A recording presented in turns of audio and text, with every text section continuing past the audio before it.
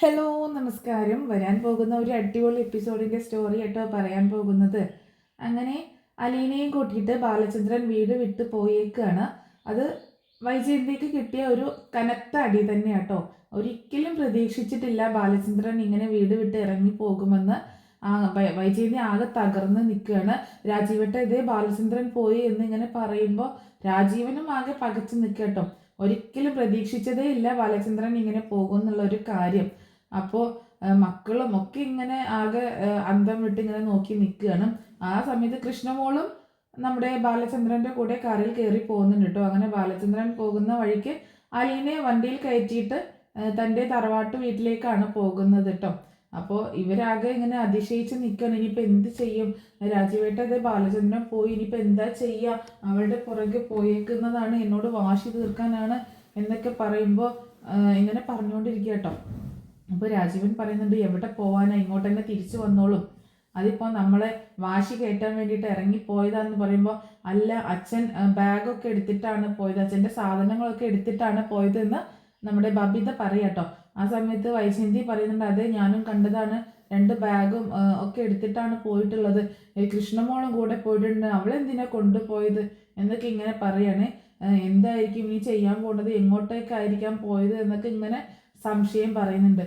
അപ്പോൾ രാജീവൻ ചോദിക്കുന്നുണ്ട്, ഒരു പക്ഷേ എവിടെയെങ്കിലും പോകാനുള്ളൊരു സാധ്യത ഉണ്ടോ എന്ന് ചോദിക്കുമ്പോൾ, എനിക്കറിയില്ല, ചിലപ്പോൾ തറവാട് വീട്ടിലേക്കായിരിക്കും, അവിടെ ഇങ്ങനെ അടച്ചിട്ടേക്കാണ്, ആരും താമസമൊന്നുമില്ല എന്ന് പറയുന്നുണ്ട് കേട്ടോ. അതൊക്കെ പഴയ വീടല്ലേ, അങ്ങോട്ടേക്കൊക്കെ പോകുമോ? ആകെ ഇടിഞ്ഞു പൊളിഞ്ഞു വീഴാറായി കിടക്കുന്ന കെട്ടിടമെല്ലാം ചോദിക്കുമ്പോൾ, അത്രയ്ക്ക് കുഴപ്പമൊന്നുമില്ല വീടിന്, പക്ഷെ അവിടെ ആകെ മൊത്തം അലമ്പായി കിടക്കില്ലേ, അങ്ങോട്ടേക്കൊക്കെ പോയിട്ടുണ്ടെങ്കിൽ എങ്ങനെ അവിടെ താമസിക്കാനൊന്നും പറ്റത്തില്ല, കാരണം കുറേ വർഷങ്ങളായിട്ട് ആൾതാമസമില്ലാത്ത വീടാണ് അത് എന്നിങ്ങനെ പറയാണ് വൈജയന്തി. എന്ന് ഇനി വല്ല ഹോട്ടലിലെങ്ങാനും റൂം എടുക്കാനൊക്കെ ആയിട്ടാവുമെന്ന് വിചാരിച്ചിട്ടുണ്ടാവുക എന്ന് പറയുന്നുണ്ട് കേട്ടോ ഹരി. അത് കേട്ടപ്പോൾ വൈജിക്ക് ഭയങ്കര ടെൻഷനാവാണ്. ഹോട്ടലിലൊക്കെ റൂം എടുക്കാനോ, ആൾക്കാർ അറിഞ്ഞാൽ എന്താ പറയുക, വീട് ഇവിടെ ഉണ്ടായിട്ട് ഹോട്ടലിൽ പോയിട്ട് 2 പെൺകുട്ടികളെയും കൂട്ടി റൂം എടുത്ത് നിൽക്കുക എന്ന് പറഞ്ഞിട്ടുണ്ടെങ്കിൽ എന്നൊക്കെ പറഞ്ഞ് ഭയങ്കര ഒച്ചപ്പാടും ബഹളവും ഉണ്ടാക്കുന്ന വൈജയ്ക്ക് ഇരിക്കപ്പുറത്തില്ല കേട്ടോ. ആകെ ടെൻഷനായിപ്പോയി. ഇതൊരിക്കലും പ്രതീക്ഷിച്ചതല്ല.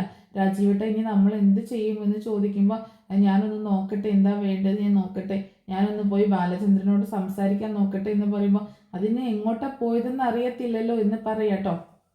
എങ്ങോട്ടാണെങ്കിലും ഒന്ന് പോയി നോക്കട്ടെ എന്ന് പറഞ്ഞിട്ട് കാർ എടുത്തിട്ട് രാജീവും അതുപോലെ ഹരിയും കൂടി പോകുന്നുണ്ട് കേട്ടോ.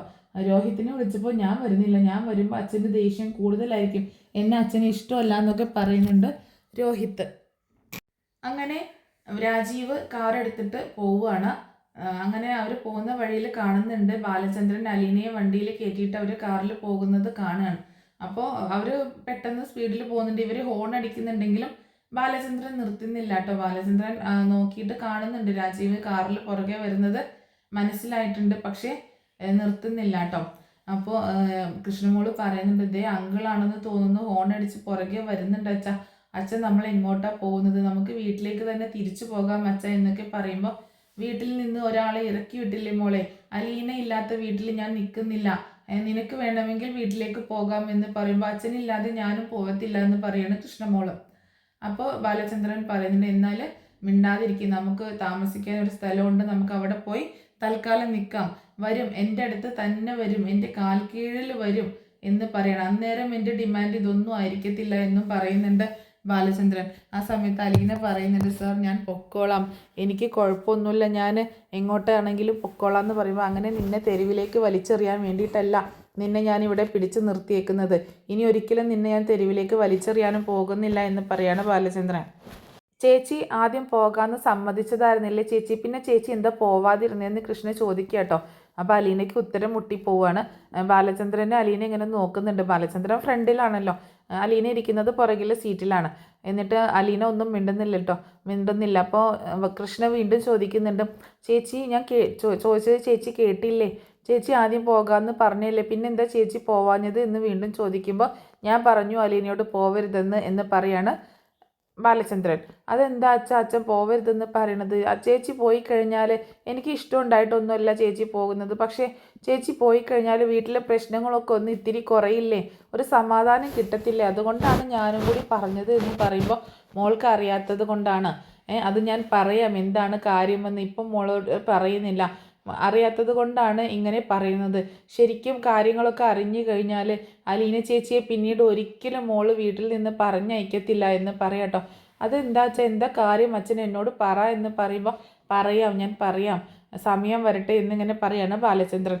അലീന ഇങ്ങനെ ആകെ പേടിച്ചിരിക്കണം. ഇനിയിപ്പോൾ കൃഷ്ണയോട് പറയോ എന്നൊക്കെ ഓർത്ത് പേടിച്ചിരിക്കുക കേട്ടോ. അങ്ങനെ അവരിങ്ങനെ പോയിക്കൊണ്ടിരിക്കുന്ന സമയത്ത് രാജീവാണെങ്കിൽ പുറകെ വെച്ച് പിടിക്കുന്നുണ്ടല്ലോ ബാലചന്ദ്രൻ്റെ പുറകെ. അങ്ങനെ വഴിയിൽ തടഞ്ഞ് നിർത്തുക കേട്ടോ. കാറൊന്ന് ഫ്രണ്ടിലേക്ക് ഓവർടേക്ക് ചെയ്ത് കയറ്റി നിർത്തുന്നുണ്ട്. അപ്പോൾ ബാലചന്ദ്രൻ കാറിൽ നിന്ന് ഇറങ്ങുന്നൊന്നുമില്ല. അങ്ങനെ രാജീവും ഹരിയും കൂടി പെട്ടെന്ന് കാറിൽ നിന്ന് ഇറങ്ങി വരുന്നുണ്ട് കേട്ടോ. രാജീവ് വന്നിട്ട് ബാലചന്ദ്രൻ്റെ അടുത്തേക്ക് വന്നിട്ട് ചോദിക്കുന്നുണ്ട്, ബാലചന്ദ്രൻ ഇത് എങ്ങോട്ടാണ് പോകുന്നത്? ഹാർട്ടിൻ്റെ ഓപ്പറേഷൻ കഴിഞ്ഞിട്ട് അധികം ആയിട്ടില്ലല്ലോ, ഇങ്ങനെ ഡ്രൈവ് ചെയ്യാനൊന്നും പാടില്ലെന്ന് അറിയാൻ പാടില്ലേ എന്നൊക്കെ ചോദിക്കുമ്പോൾ എൻ്റെ ആരോഗ്യമല്ലേ ഞാൻ നോക്കിക്കോളാം. വീട്ടിലുള്ളവർക്ക് എൻ്റെ ആരോഗ്യത്തെക്കുറിച്ചൊന്നും യാതൊരു ചിന്തയുമില്ലല്ലോ. പിന്നെ ഞാൻ മാത്രം എന്തിനാ ഇങ്ങനെ ശ്രദ്ധിക്കുന്നത്? എന്തെങ്കിലും ആവട്ടെ, മരിച്ചു പോകാനാണ് വിധിയെങ്കിൽ മരിച്ചു പോട്ടെ എന്ന് പറയുമ്പോൾ ബാലചന്ദ്രൻ ആരോടെ ഈ വാശി കാണിക്കുന്നത്? ബാലചന്ദ്രനെ ഒന്ന് താഴ്ന്നു കൊടുത്താൽ എന്താ കുഴപ്പമെന്ന് ചോദിക്കുകയാണ് രാജീവൻ.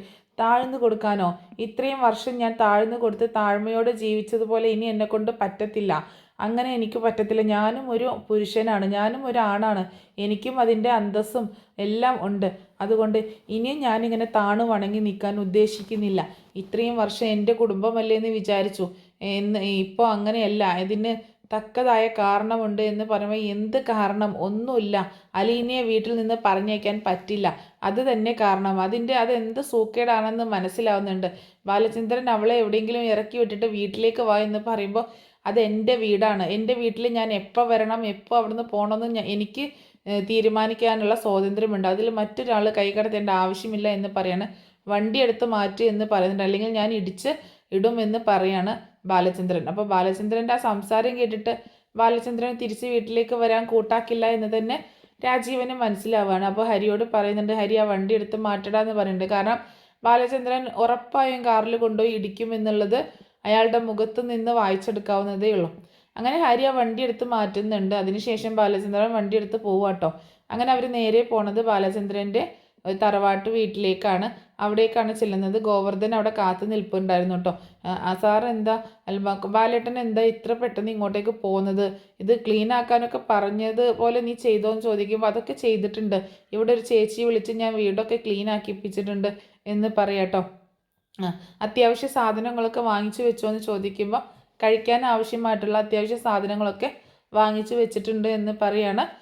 ഭക്ഷണം ഉണ്ടാക്കാനൊക്കെ ആവശ്യമായിട്ടുള്ള സാധനങ്ങളൊക്കെ വാങ്ങിച്ചു വെച്ചിട്ടുണ്ട് എന്ന് പറയാണ് ഗോവർദ്ധൻ. ആ സമയത്ത് എന്താ ചേട്ടാ പ്രശ്നം ഉണ്ടായത്? എന്തിനാണ് ഇറങ്ങി പോകുന്നത്? നിങ്ങൾ മാത്രമായിട്ട് ഇറങ്ങി പോകുന്നത് എന്ന് ചോദിക്കുമ്പോൾ എന്താണ് പഴയ പല്ലവി തന്നെ അലീനയെ പറഞ്ഞയക്കണം, ഞാൻ അതിന് സമ്മതിച്ചില്ല. ചേട്ടൻ എന്തിനാ ഇങ്ങനെ വാശി പിടിക്കുന്നത്? എന്നാൽ അവളെ അങ്ങോട്ട് പറഞ്ഞയച്ചു കഴിഞ്ഞാൽ ചേച്ചിയുടെ സ്വഭാവം ഒന്ന് മാറത്തില്ലേ, ഒന്ന് നയം വരത്തില്ലേ എന്നൊക്കെ ചോദിക്കുമ്പോൾ അങ്ങനെ അലീനെ പറഞ്ഞു കഴിച്ചുകൊണ്ടുള്ള ഒരു നയതന്ത്രത്തിനും ഞാൻ തയ്യാറല്ല എന്ന് പറയാണ് ബാലചന്ദ്രൻ. അങ്ങനെ വീട്ടിലേക്ക് കയറി പോകുന്നുണ്ട് കേട്ടോ. എന്നിട്ട് ഗോവർദ്ധനോട് പറയുന്നുണ്ട്, നീ കടയിലേക്ക് ചെല്ല്, ഞാൻ എന്തെങ്കിലും ആവശ്യം ഉണ്ടെങ്കിൽ പറയുമെന്ന് പറഞ്ഞ് ഗോവർദ്ധനെ പറഞ്ഞേക്കാണ്.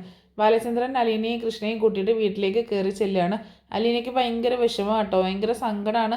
ഇനിയിപ്പോൾ എന്താ ചെയ്യുക, എങ്ങനെ ഇപ്പോൾ വീട്ടിലേക്ക് തിരിച്ച് ചെല്ലും എന്നൊക്കെ ഓർത്തിട്ടുള്ള സങ്കടമാണ്. ബാലചന്ദ്ര സാറും വീട് വിട്ട് ഇറങ്ങിയേക്കാണല്ലോ.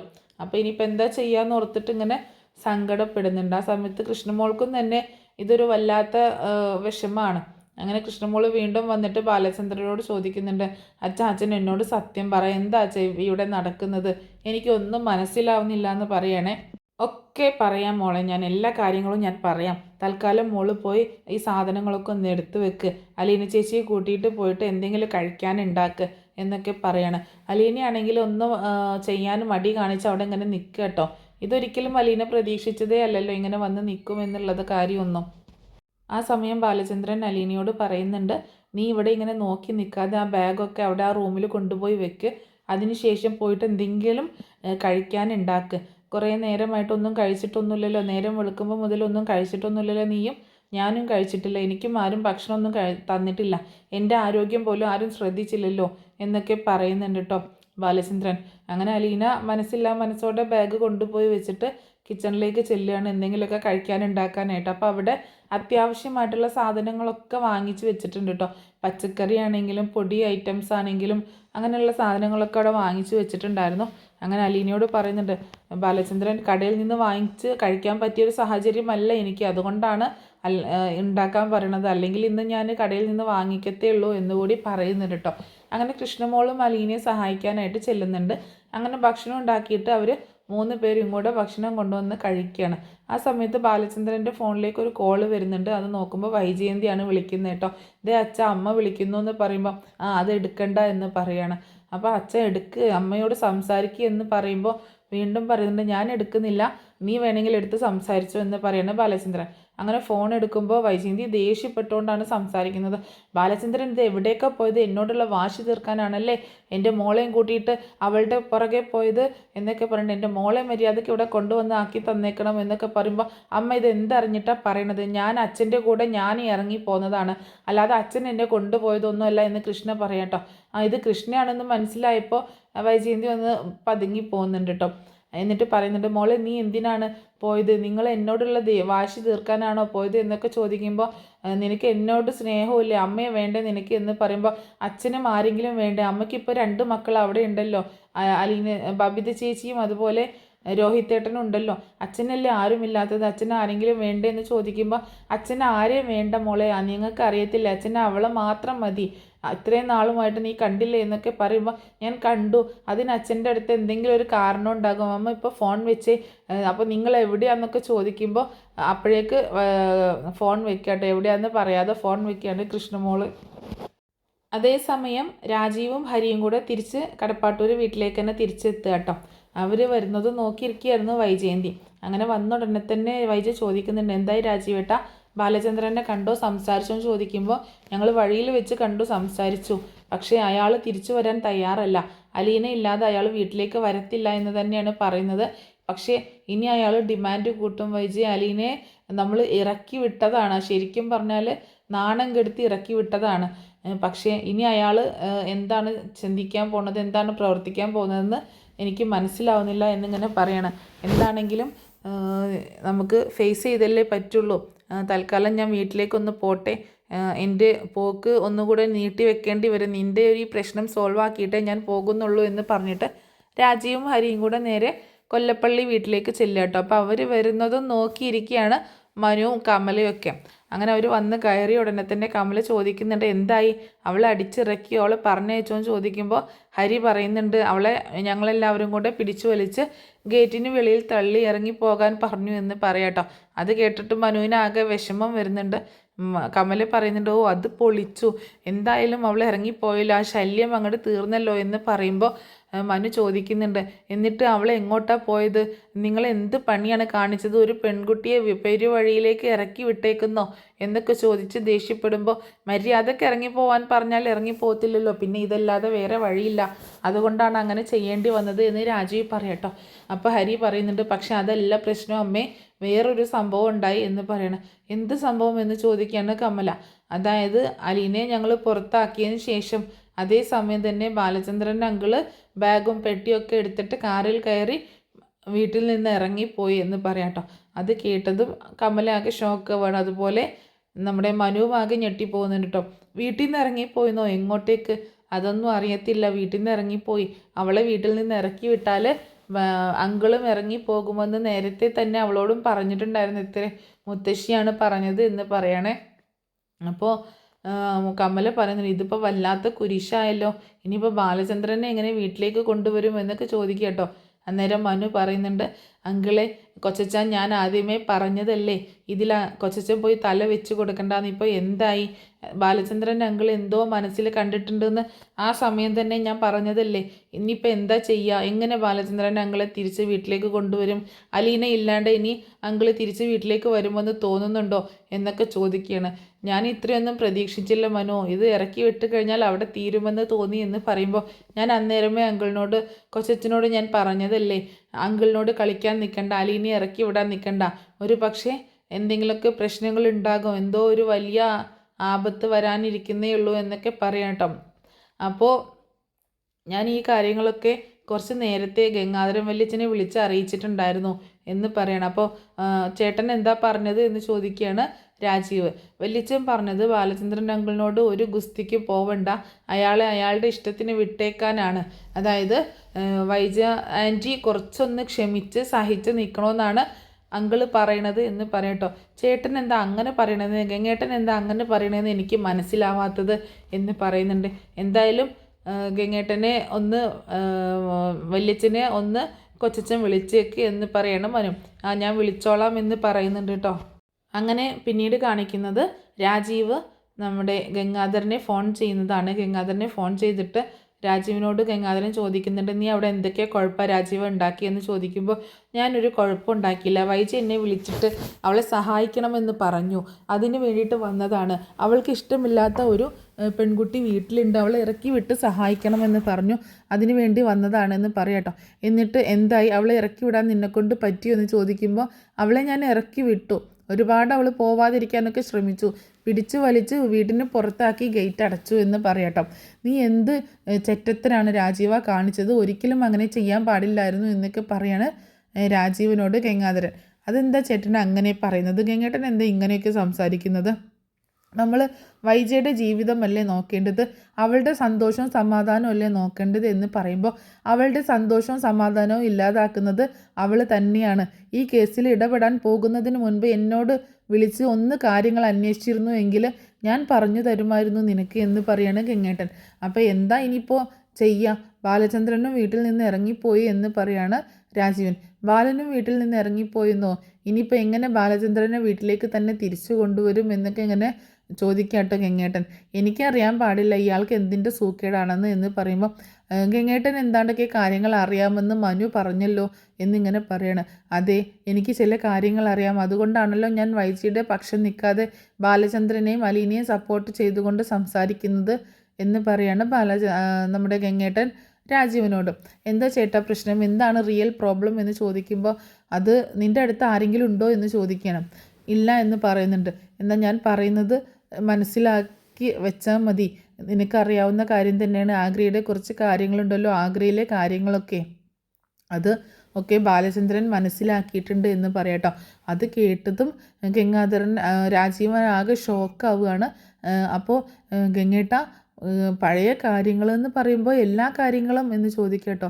എല്ലാ കാര്യങ്ങളും, വൈജയ്ക്ക് അവിടെ ഒരാളുമായിട്ട് പ്രണയമുണ്ടായിരുന്നു എന്നും അതിൽ അവൾ ഒരു കുഞ്ഞിന് ഗർഭം ധരിച്ചിരുന്നു എന്നും തിരുവനന്തപുരത്ത് വെച്ചിട്ട് ഒരു പെൺകുഞ്ഞിനെ പ്രസവിച്ചു എന്നുള്ള കാര്യം വരെ ബാലചന്ദ്രൻ അറിയാം.